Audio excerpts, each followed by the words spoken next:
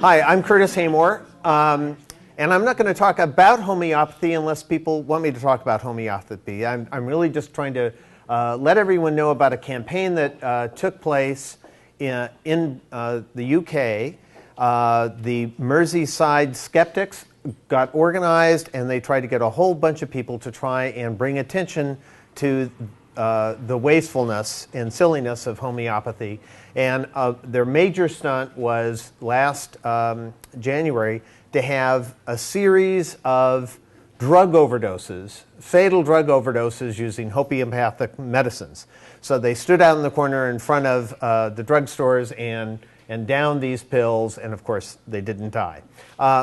Their campaign really was to try to get the primary drugstore in the UK to stop advertising and stocking these homeopathic medicines. They weren't trying to ban them entirely. They knew they'd be available on the internet and all the health food stores and all that kind of stuff.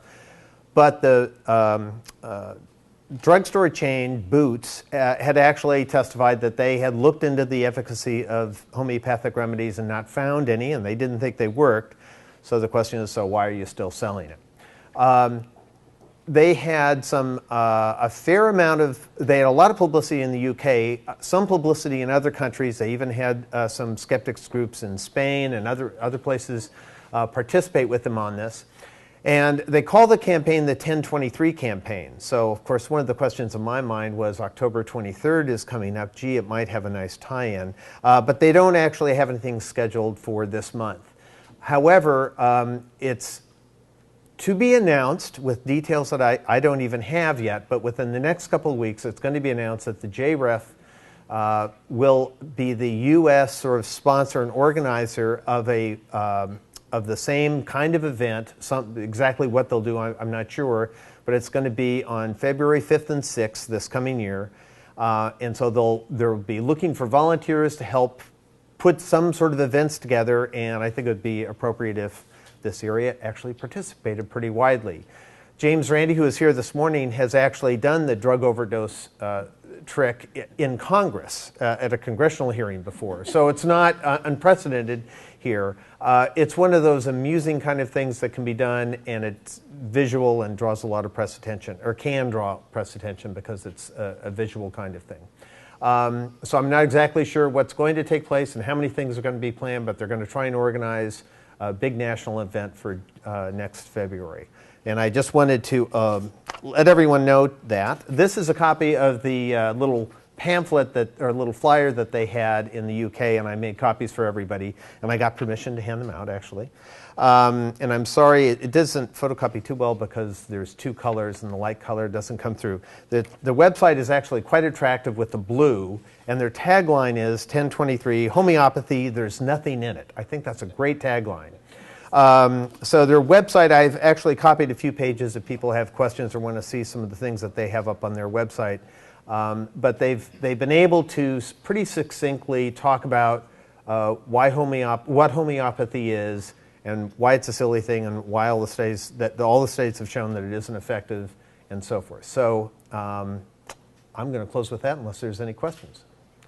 Yeah. Why February 5th and 6th? Are they doing special events? I think it's about a year after the other one. I'm not sure why they chose that date. But the email from the Merseyside skeptics this morning said those are the dates. And I confirmed with the JREF people this morning that, in fact, yeah, they'll be doing the organizing, but they aren't ready to announce it yet. So it's probably going to be in about 2 weeks. Yeah. Is this something that is going to be kind of disseminated to local skeptics groups? Yeah, they're going to. So JREF will try and organize it, coordinate it. But they're hoping that all the skeptics groups all around the country will join in and help do something. So, although I'm not sure what they're going to ask exactly, and my guess is there'd be a fair amount of autonomy if people want to do something a little different as well. Yeah, 1023? Well, they have one of their frequently asked questions that answers that, but I would say it's not a very compelling number. It's Avogadro's number, and it's tied into the idea that, you know, at some point there's nothing in it, and by the time you dilute it enough that it would take like 1 billion liters of the stuff before you might find a single molecule of the stuff. So they were using that, and they thought it was catchy, and they acknowledge that they think it's catchy. It's not a hard kind of tie-in. And no questions about homeopathy. That's good. Huh? Yes? What on earth would make anyone believe in such a stupid thing? Like, it's just so patently absurd. I agree. But my sister, though, has a thing this big, and it opens up, and it has 40 or 50 little vials, all... My sister, yes. I don't know. And she was instructing me how to use it, and that when you take it out, you tap the vial 3 times, and however many little pills roll out, that's the correct dose. And you have to put them under your tongue because you can't bite them. That would destroy their energy. You have to let them melt under your tongue. Yeah. And just recently, my deceased neighbor next door had a package of poison ivy homeopathy pills, and the executor of her estate insisted that I have it, and that they worked, and that and it was like, so yeah, I don't know. I don't know, but I know lots of people who actually do. I've actually heard some believers say that it's an energetic remedy and that you have to believe in it in order for it to work. That's kind of the definition of it. Let me just build on that for a second. Okay, and this ties into your... I was just in Morocco 2 days ago, so I just got back. So it was a very interesting society. But of course, they're trying to sell us all kinds of rugs. But they have Berber rugs, and some of them are medicinal rugs. And he's explaining how these different rugs are for different, this is rheumatism, this is blah, blah. And he says, but of course, you have to believe in them for them to work. And so it's the same principle and goes out everywhere. Yeah. I think there are some people who buy into that whole thing, but a lot of people really don't know what homeopathy is and what the theory is. And I think there is a really valid public education component to explaining, to walking through the numbers. And I think that this campaign has been really effective at doing that for those people who think it's just sort of something natural, don't realize there is no active ingredient. Yeah, it's not a health food. It's not even a herbal medicine. It's not even that. Yeah, the other thing is, it's in the drugstore. It must be true because It's advertised on TV? CVS has endorsed it. It's worth pointing out that a lot of things that chiropractic and homeopathy and medicine rugs claim to cure are things, that just go away on their own. Stuff for, it's basically medicine for people with more money than sense. And even, actual doctors will occasionally prescribe you placebos and just won't tell you because, the doctor will figure out that you don't really have anything. But you just won't take no for an answer, so they go. The UK has 3 homeopathic hospitals. Yeah, back there. Didn't you have your hand up? Yeah, I was going to point out we had some people show up at our Atlanta Skeptics event we've talked to them, and they are in fact skeptics. And they got we were talking about homeopathy at one of the meetings, and they got very defensive. And they were using it and believed in it, and they were under the mistaken impression that it was a term that meant natural or organic or something like that. And when we explained to them how the stuff that's on the flyer about how homeopathy actually is supposed to work, they were like, "Are you kidding me?"